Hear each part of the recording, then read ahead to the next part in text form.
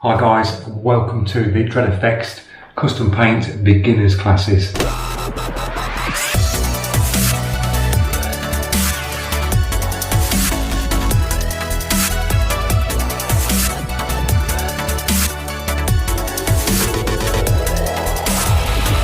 Guys, welcome back to part 5 on the Airbrush Beginners class.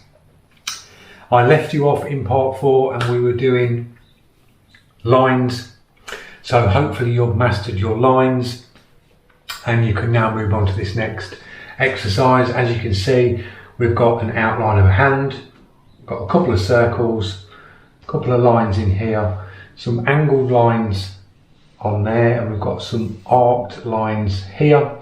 So it's a bit more line work. We're going to do a little bit of shading and we're going to shade this hand in. I'm going to show you how to shade this in. So we'll do this later on, and we're going to shade some circles, and then I'm going to give you a little talk through on some other little products that you can pick up that will help you along your way when you're doing airbrushing. Once we get all these basics down and you've mastered your lines, you've mastered your dots, you've got an eye for shading, we will have after this exercise, so you'll be able to look at a picture and just break that picture down and you'll see where the shapes are. I always got told, paint the shapes and the picture will take care of itself, because sometimes you can look at a picture and it can completely throw you and you think, how am I going to paint that? But if you break the picture down and just look at the shapes, shapes are simple to do. You can paint a square, you can paint a circle, you can paint a half moon, and you just put them pieces and pick them pieces out on the image, and you know which way to go and how to perform them skills that we're learning to put into your picture. So what we'll do is we'll move on. I've put the airbrush in, we've got the airline in. We're at 25 psi again. I'm going to take the cap off. And as I said before guys, when you paint with your cap off, just be aware that your needle is exposed so you don't dink it. Keep your distance nice, unless you're going really close for doing detail work, but that's going to be later on down the lines. You just want to really keep an eye on your needle, just to save it. Like I say, look after this and then this will look after you when you come to paint. So we're going to drop some golden high flow again in. I'm going to do 1, 2, 3, 4, 5, 6 of them, and I'm going to drop 1, 2, 3, 4, 5, 6. You can go 1 to 1 on this if you want. It is quite warm today, so when I've noticed when you've got paint in the cup and it's warm, you can get it drying up in your cup quite quick. So I'm going to pop the lid on that. So then we're good to go. I'll move you in a bit so you can see that a little bit better. So what we've got is some half moons, and we're going to do the line stroke, but you're going to be moving at a different angle this time. Let me just get this air lead around. And you'll be moving it in this direction, but you'll be doing the line like that. And that just gives you that movement. So you're doing exactly the same as before with the line. So air, paint, paint off, air, paint on, paint off, paint on, paint off, and keep that air going. Like that, and that will just give you the same line effect, doing them straight, but you're just moving the brush at a different angle and creating a half moon with your line instead of just a straight line. So you're going air on again. When you're starting on this point here, drop your paint on, keep your paint on, and then start pulling your paint off when you come into the end. So you're getting point, point, and then keep your air on the finished stroke. So air on, paint, paint off, air on.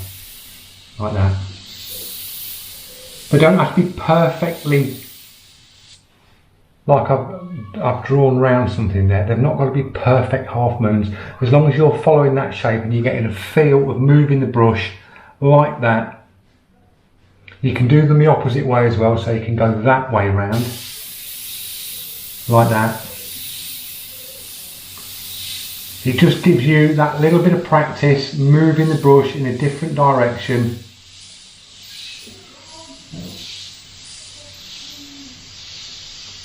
And you can do what we've done before. You can bring your half moons smaller and then work your way down like I've just done there. They're going smaller, smaller, smaller, smaller, like that. These techniques like this are good for when you're doing, say you're doing a portrait and you're doing hair. Being able to move the airbrush in different directions with that stroke is really good for hair techniques, because you can get the hair dialed in like that. You can go nice and close, or you can pull back and do your shading strokes like that as well. So that is a really good technique to master them lines, because they will come in useful in your pieces of artwork further on down the road, guys. Moving on to this one, I'll move you in again. We've now got a line that way and a line that way, and I'll put an arrow there. And what we're going to do is put your brush, so you're angling your brush to where that arrow is. Put your air on, and then you're going to do your like dot technique, where you'll pull back for your paint, and then you're just going to flick the airbrush up like that. So you're aiming to start your paint here and then just flick it out and move forward on the trigger like that. And as you can see there, that's giving you that nice dark effect at the start of the stroke, and then it's feathering and misting out. As you're doing that and moving outwards, that paint's fanning up and then feathering out to that edge, and that's how you get a nice feathered out shade effect on that angle. You can also go that way if you're more comfortable going in at that angle and doing it that way. I'm comfortable this side because I'm left-handed, so I can put my hand against the paper and I can feather out that way like that. So you're just flicking that trigger back. If you look at my finger on the trigger, you just see it flicking out, and you're flicking that brush and moving that brush like that, and that paint's just misting out down the paper, and you're getting that nice soft effect here. So it goes dark there and then it feathers out to the outside. So that's another good one to practice, guys. You can practice that in that direction. You could go in, like I say, the opposite direction like that. That's more uncomfortable for me because I'm at a different angle.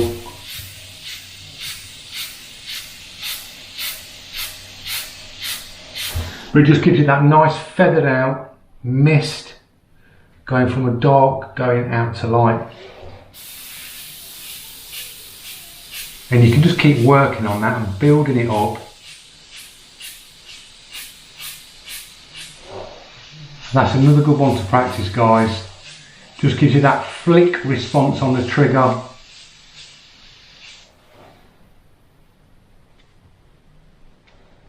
So practice them ones, going your half moons that way, half moons that way on your lines. That'll give you another stroke with the airbrush and getting used to that movement, moving with the brush. And it is always good as well to, if you can get two hands together, so you create a sort of triangular effect with your body. So you put your two hands on the brush, rest one down here, or you hold your other hand like that, and you can pivot on strokes with your torso. Instead of moving your hands and doing this, you can pivot your whole body, and it just becomes a bit more secure when you're moving.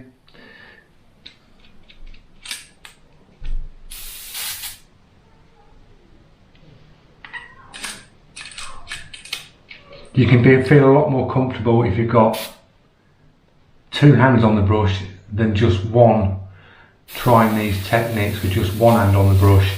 You will get that, but I find if you've got a guide with your other hand, you can drop your fingers on the paper and that will give you your distance, especially if you're doing lines. I'll drop some here. It just steadies your hand and steadies that brush up so you can get some nice straight lines, and it's like a little distance gauge as well. So if you're going right in small, you can hit that style of and thickness of line all the time. You get that trigger right, you've got your distance, and you can hit them lines, a consistency with them lines by using your other hand as a guide, sliding it along. So it will help you if you put your other hand to your brush as well. So we've done half moons, practice them. We've done the soft fade out by holding the brush that way, pressing down and then flicking back like you would a dot, and just flicking that brush out will give you that nice soft tone. So you can do them that way, along like that. You can use your guide with your hand for your lines. And then what we'll do on this one, we're going to do some lines, but we're going to do some shading down with these lines. And this will be focusing on your distance of your brush. So if we go in close, as you know, and you pull back, you can get a thick solid line like that. A few passes and you get a thick line. Now if you back off with that same paint consistency, just a little bit less, you can start backing off. So I'm dropping the same paint down, but I'm just backing off with that brush, and you get a soft shade coming down. So you'd start in dark and guide yourself off where your dark line is and where that dark line finishes. Overlap on that one and just drop an overlap on it and work your way down and down and down and get your distance. You can keep coming out, or you can do the same effect by being there and just putting less paint down, and you can get them nice soft shades from a solid line. You can come off that solid line and just blend that down and get the nice soft shades down as well. So that's another good one to practice, guys. A few more drops of paint.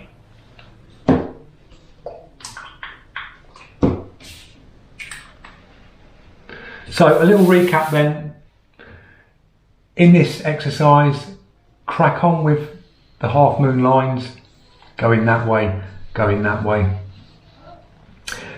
If you're doing lines and you're still on the line work and you want to get some nice consistent straight lines, use your other hand as a guide and you can slide that along with your brush, and that'll just steady your brush control up. Because if you're really concentrating on trigger control, it can be like you're putting all your concentration into that and your lines could end up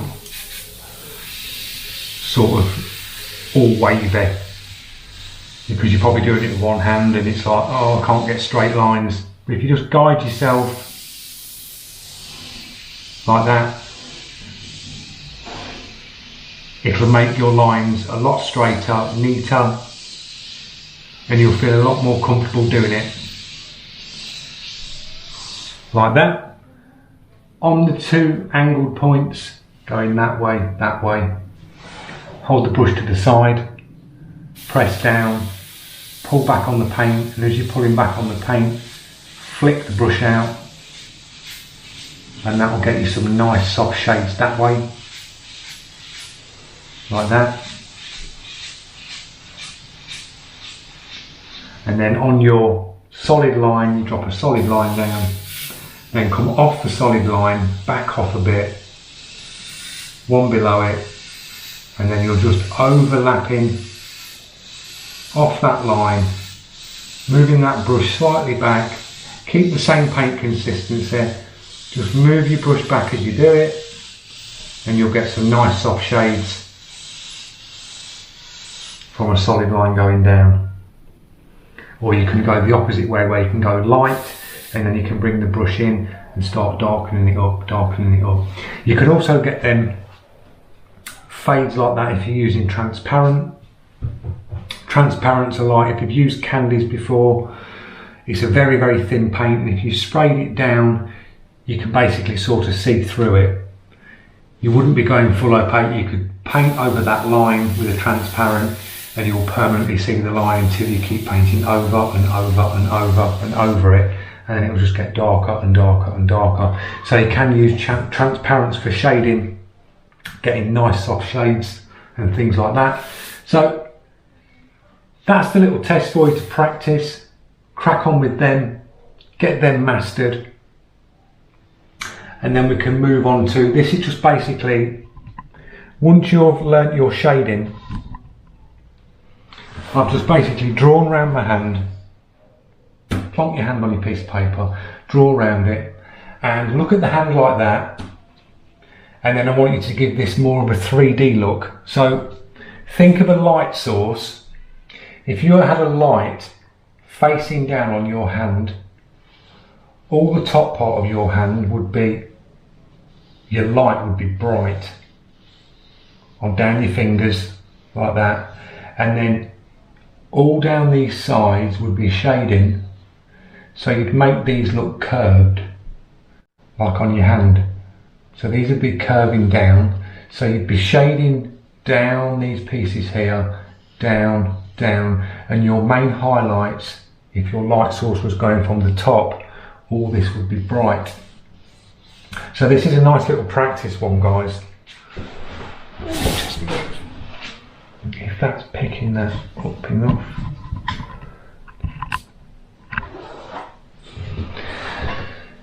So you can use these techniques, you can use your line techniques, these type techniques, and these, and drop them in on here. So what I do is I'll do it as I'm painting it, and then I'll stop, and then I'll talk you through on what I've done. So I'm going to start off with the thumb. I'm just going nice and light, and these are line strokes.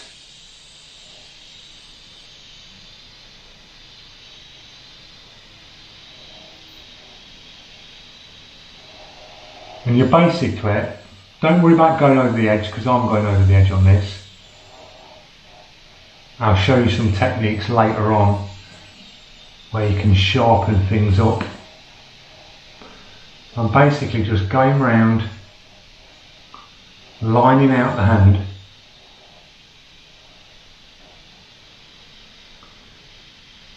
and giving it more of a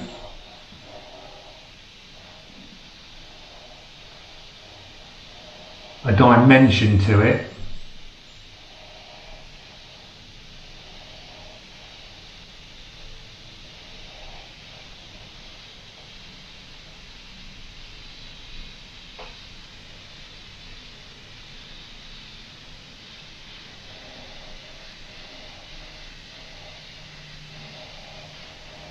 Working round, and just think of your light source coming from the top, so around the edges of them fingers would be darker.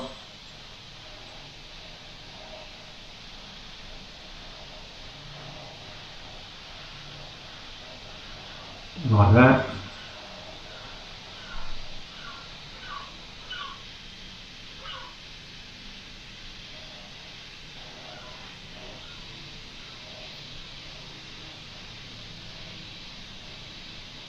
And this little exercise will just get you used to going around an image and sort of keeping your lines within that outline. And it'll just get you used to you moving the brush in them directions where you're doing your lines. So you've got little lines there, so you're moving at that angle. So that's your little half moon. round there and round them bits even smaller. You've got lines, so you're moving round, a little half moon there at the tip, half moon again. You've got lines coming up, half moon at the top, down on the lines again.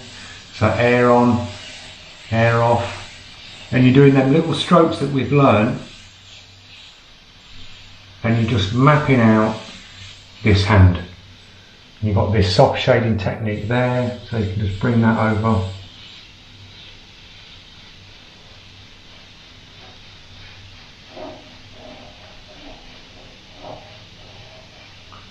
And you just give it more of a 3D look.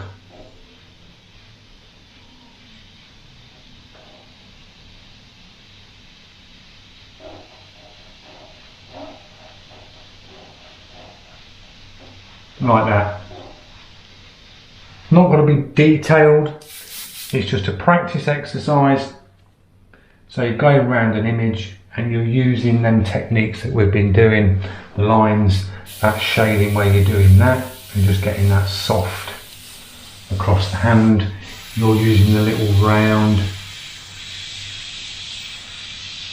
techniques there, bits on there, like that. Going around the hand.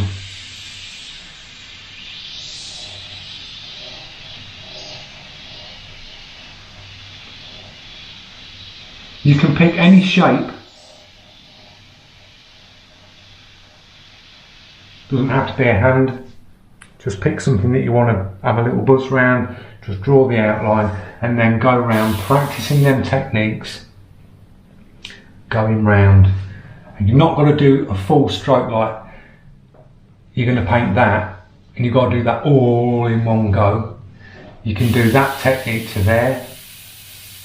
You can continue from there to there. You can go from there to there, upwards, round, a line there, round, a line up, round, down, round, up again, round, down.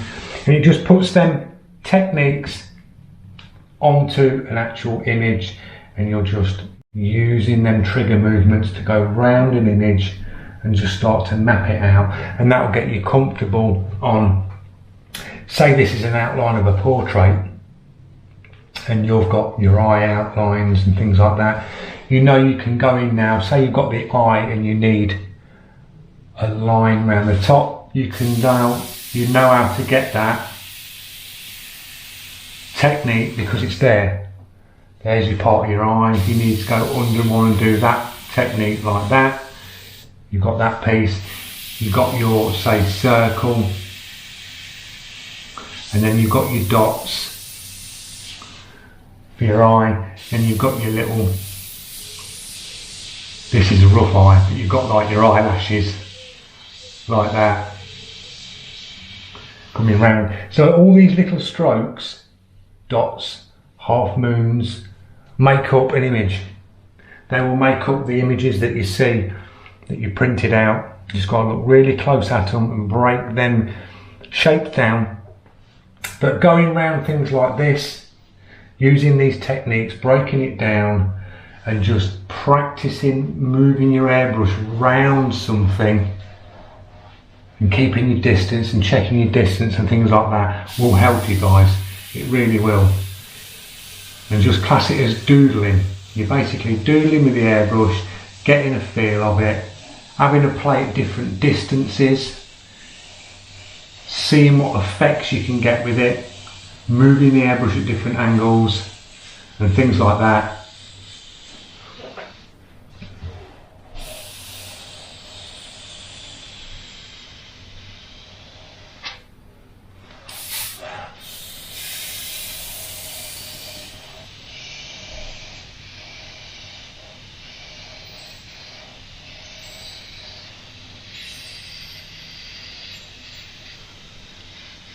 But it's just, the more time you have with the brush in your hand, practicing these strokes that we've learned in these last couple of classes, your speed will start to come, and then you'll really get a feel for the brush, where exactly that paint's coming out and things like that.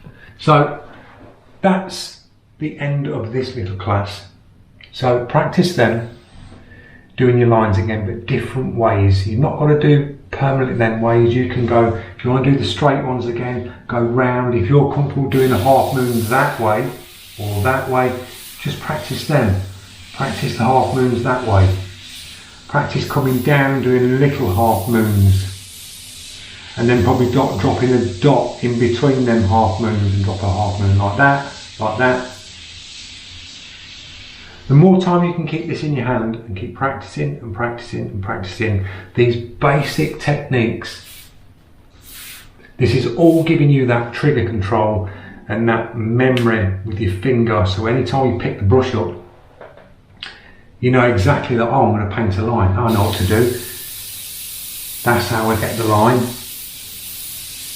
I need to do a half moon. Yeah, so it's like that, and I go on with the air, off with the air, on with the paint, and you know exactly what to do because you've been practicing, practicing and practicing it. And then you can move on to, like I say, do your pictures, do an outline of a hand or do an outline of an eye, and then just practice them techniques of doing them shapes with the brush, looking at how that shading is on the image. Like you've got the eye there, so you've got a dark bold line.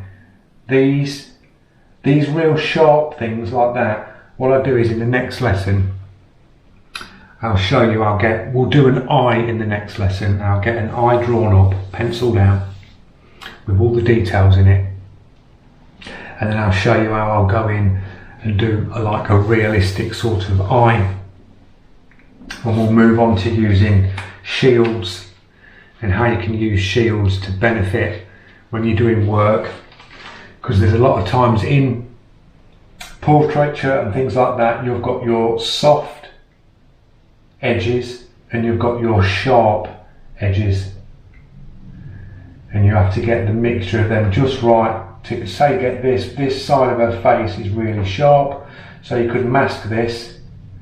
You could use a shield to get these bits. So it's just breaking them shapes down. You know your techniques to get the soft shade, the dark shades, going round, building them up, building them up. So it's like I say, it's breaking the pitch down, but they're going to be more on the advanced stages in the classes. So yeah, that's today's lesson over, guys. So we've got the half moons, your lines steadying with your hand, you've got dark line, shading down, bringing the brush back, have a play with that on different distances with your brush and your paint, putting a lot down, putting a little bit down. You've got that one where you can feather across and get that nice feathered out look. We've got a couple of circles, the same sort of thing, like we've gone round. You can go round on the circle, just put an arrow on this one. I'll just quickly run through this one with you. So you've got a circle, that's just looking a flat circle. A lot of my airbrush review videos I just do a little circle, and that circle now is standing on the floor. So it's like you've got a roll of tape and you're standing it on the floor like that. Now if your light source came this way, so your main light source was coming down, bang, this way, this would be bright. This would start, if that was a ball, this would be darker. You'd have a drop shadow along here. You'd have a teeny bit of shadow here if the light source was coming that way, and this would be like a glow of white. So if we went and done this with two colours, you could do the blue ball, then you would darken out the back because that's in shadow. Your shadow would come across here, and you'd have a bright highlight here on the front. Think of it as a pool ball. When you see a pool ball on a pool table and you see the light at it, you can see the shadow onto the bed of the table, and you can see where the light's reflecting off the shiny pool ball. So we've got the light source coming that way. So I'm just going to do the ball dusted over in blue for a start.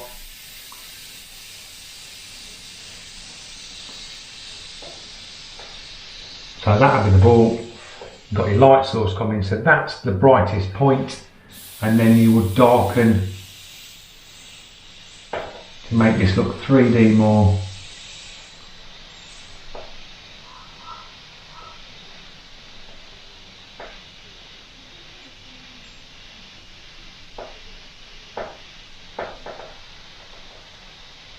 Like that, and then you'd have your little drop shadow at the back of it, and then it would be a little bit to the front, like that.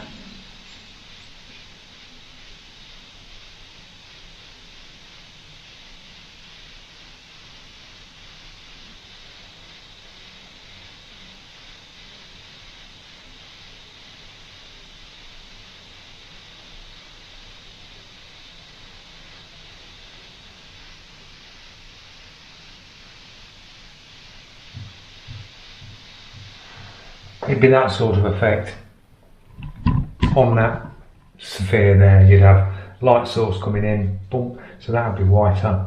If I was doing this in 2 colours and really wanted to make this realistic, I'd use shields and I'd sharpen edges up and do a shading grey, and I would grey shadow tone that with a little bit of blue and just bring that across, because that light would reflect that colour down to that place where it's standing, so you would get that colour coming across into that shadow.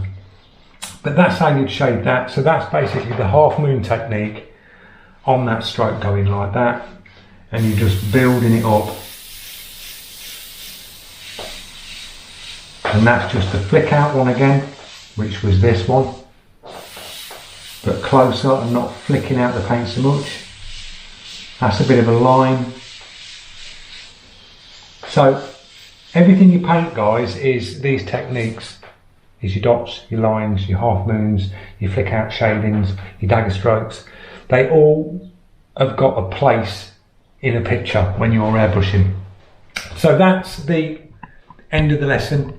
What I do is I'm going to buzz the camera around, set you up on a few bits that I think that will come in handy for you. Some extra bits just to pick up, so you can have a little practice with. So I'll see you in a minute, guys.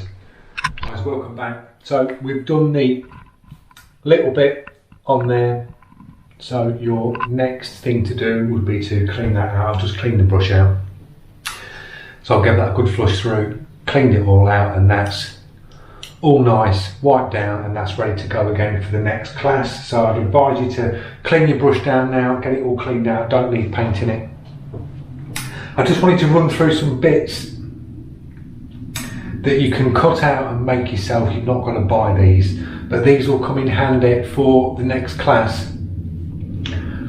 When we're going to be doing this, we're going to do an eye, and I'm going to show you how you do some shading and how we're going to sharpen things up and make it look a bit more realistic. So I've got these which are really, really old, and these are shields. You can buy these, they can work out quite expensive on some of them. Art Tool do some where they're cut shields. The easiest way to get them sort of shapes is pull an image up, Google the image or Google shields, screenshot it on your laptop, zoom on it, get a bit of tracing paper, trace around it, and then transfer that over to a piece of cardboard, draw around it, and then just cut it out with a scalpel, and then you've got a shield. I've got these ones, these are really old now. I've chopped these up. These were fire stencils. These are great for getting sharp lines, so these are really, really handy, guys. I've got them too, and I've just cut a couple just random shapes, squiggly lines. But these will help you when you want to get some real sharp edges. You can hold these up to your work, spray it at the edge, and then when you move it away, you'll get a real sharp line. So, bit of cardboard, or if you've got any old birthday cards or Christmas cards, just chop some shapes out of them so you can hold them in your hand like that. Random shapes, they can be half moons, circles, just do some random shapes, Have them ready for class number 5, and then you'll see what I mean when we go on to this next class. You'll see me hold these up and we'll be bouncing the airbrush off these, and you can get different effects with shields. So scalpel blades, cut yourself some shields out. Another good thing to get is your masking tapes. So like your inch masking, your 2-inch masking, just standard masking tapes. Then you can get your fine lines, your 3mm fine line. This one's the green one, so this one's quite flexible. 3M do one. There's a lot of brands out there, but I'll put some links in the description where I got these ones from. They're doing a range of fine lines, because you get ones with different flex, so ones will bend more and things like that. I've also got these ones. These ones are a 2mm thick, and this one's a 1mm thick on them ones. So these ones you can really pin line round and bend round them. So they're worth having. So I'm going to wrap that up today, guys. So that's the part 4. I hope you've enjoyed the video. Don't forget, if you're new to my channel, click that subscribe, press that notification so you don't miss out on any more new up and coming videos on Dred FX Custom Paint. Just want to say a big thanks for watching and joining me in the classes, and I will see you in part 5. Don't be late.